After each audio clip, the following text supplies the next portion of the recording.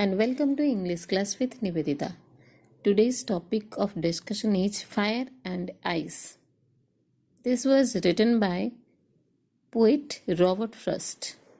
Before starting the chapter, we will discuss little about the poet Robert Frost.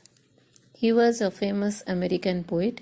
He was born in San Francisco, California in 1874.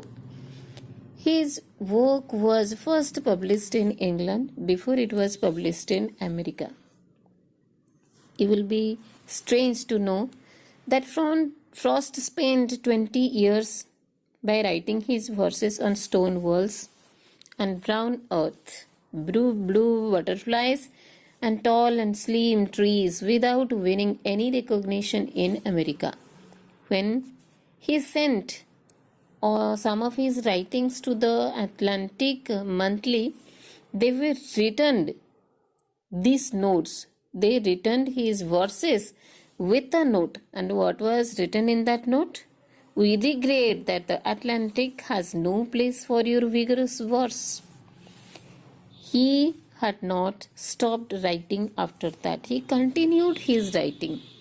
When one of his marvelous writings, A Boy's Will, was published in England, and Ezra Pound publicized it, that Robert Frost was recognized as the indigenous American poet.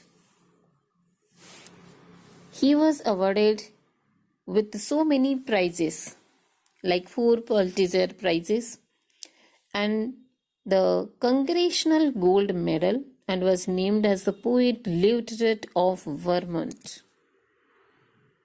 So many of his famous poems are there, like Stopping by Woods on a Snowy Evening, Mending Wall, Nothing Gold Can Stay, Dust of Snow, Home Burial, and Beaches, and a lot. Here, this poem was written with so popular literary piece. It is, you can say that Fire and Ice is a popular literary piece of the poet. Basing on what? On the contradictory subject matter of Earth's destruction and the ending. It was first published in New Hampshire in 1920. This is all about the poet. Now we will start the poem Fire and Ice. Someday the world will end in fire, and some say in ice. From what I have tasted of desire, I hold with those who favor fire. But if it had to perish twice, I think I know enough of hate to say that for destruction, ice is also great and would suffice. Before discussing about the literary devices, we will first discuss the stanza-wise explanation.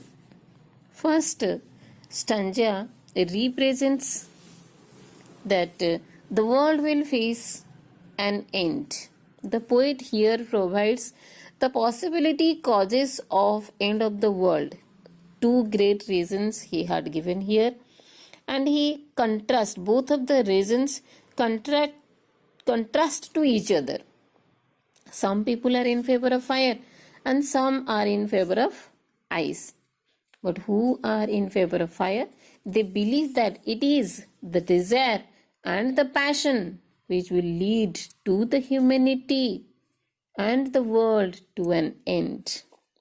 And on the other hand, those people who are in favor of ice feel that it will be the ice which will freeze the world one day and will stop everything. It will face the end. First, in this passage, providing a powerful statement on the subject of greed and jealousy.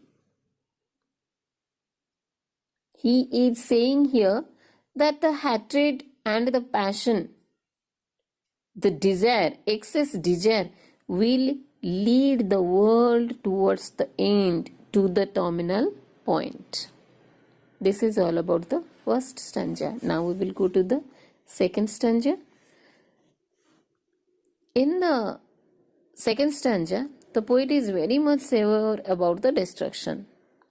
There is no doubt that fire will cause the destruction, but in if case anything is possible, he want to say here, if the second chance is given to the world, then ice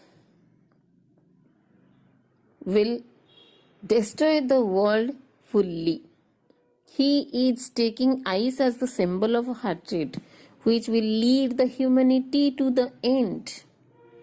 According to the speaker, to the poet, hate is as powerful as desire. Hatred is sufficient to lead the world to face the great destruction. Fine. In this poem, adding to this, very nicely, Robert Frost used so many literary devices. First of all, we'll discuss about assonance. What is assonance? It is the repetition of vowel sound in the same line, such as the long sound of O. Look at the line given here. I hold with those who favor fire, O. Repetition of O. Second, we will come to discuss about alliteration. Alliteration is the repetition of consonant sound in the same line or very close line. Like if here, look. This first line, I hold with those who favor fire. Secondly, look, the world will, W and W. In the next sentence, see, some say S, some is say. Now we will discuss about imagery. Imagery is used to make readers perceive things involving their five senses. They will feel, they will imagine something by using their five senses. What? Some say the world will end in the fire. Means the reader will think about, the reader will imagine about how the fire could bring the world into death. And in second part, he is telling to say that the destruction ice, for destruction ice is also great. In the sense, in this part, the reader will imagine how ice could bring the destruction. Very clear symbolism the poet had used here. Symbolism means it is used to signify the ideas, the qualities, the literary meaning, the symbolic meaning.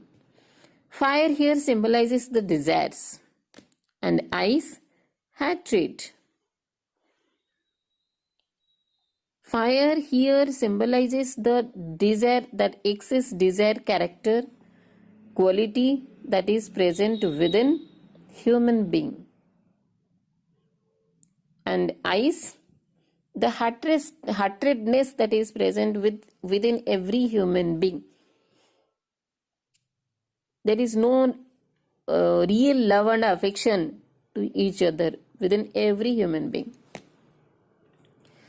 Next, the poetic verse he had used here, anaphora. It refers to the repetition of a word or an expression in the first part and same in the second part. First two lines, some say the world will end in fire and some say in ice. Some say and some say, repeated in both of the lines. What is the personification writer used here? For personification in the sense, give human qualities to the inanimated objects. In this poem, fire and ice, those are the objects.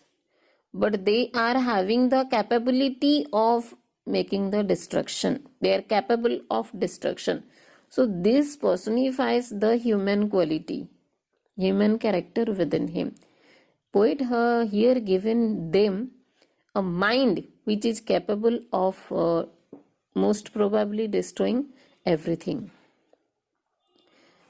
Let's discuss about enchantment. It is defined as a tough. It is as a, you can say that a thought or a clause that doesn't come to an end at a line break, means no full stop. It continued as a line, but no full stop is there. After 1, 2 line or 3 to 4 lines also you can say if there is full stop. Not after completion of the every sentence. The sentence may continue 2 to 3 lines. You will find the Dust of Snow poem that starts from the first line and full stop is there at the end of the line, end of the poem. Fine. Same here. After 2 lines, poet had given full stop. That is, from what I have tasted of desire, I hold with those who favor fire. Allusion. Allusion means what? Writer here writing about fire, which creates an allusion in our mind of global warming. Nowadays, this is the main reason that we suffer. And again, when he writes about ice, it is telling us an idea about ice age. Fine. Next, and you can say the last poetic device that we have studied here, that is paradox. Paradox in the sense a true statement but which seems to be untrue, like check the second stanza, first line. But if it had to perish twice, if it had to perish twice. Perish twice means facing the death 2 times. It is totally not possible. Facing the death, this is an eternal statement, true statement. But second time facing the destruction and death means this is totally impossible, not true. This is all about the poem. Thank you.